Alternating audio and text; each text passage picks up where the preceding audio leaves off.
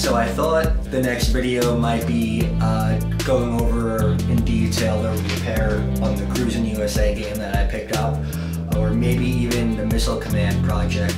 I picked it up for free. It was a 16.1 that I was converting back to be primarily Missile Command.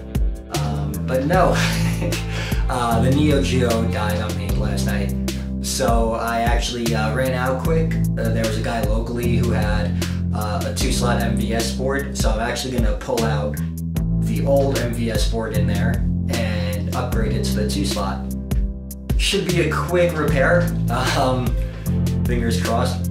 As you guys know, if you watched the other video, I had a ton of issues with the Neo Geo, just getting that all together. So hopefully this will go smooth, and let's just jump into it. Alright, so first thing I gotta do is roll this out. Thankfully it's on caster, so it's not too hard to get it out and access the back panel. I wanted to go through and check the voltages on everything. It turned out it was running hot. I think it was putting out 14 volts instead of 12, so I'm thinking that might have fried the board. I also checked the harness just to be sure, and before I put in the new MVS board, I made sure that it was set to free play.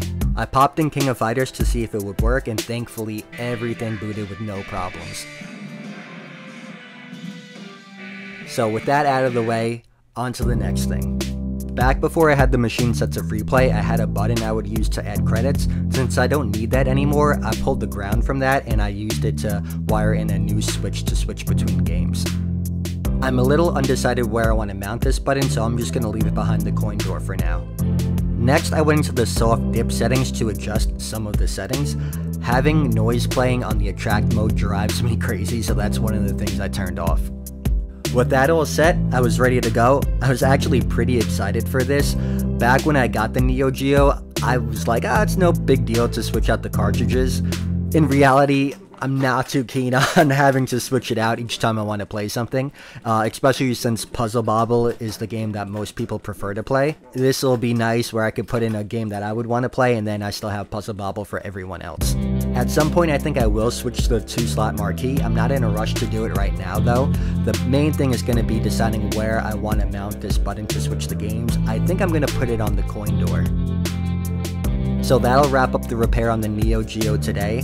I do have more projects that I'm putting together, Missile Command like I mentioned, and then Cruis'n USA as well. Those are all coming, so stay tuned for those.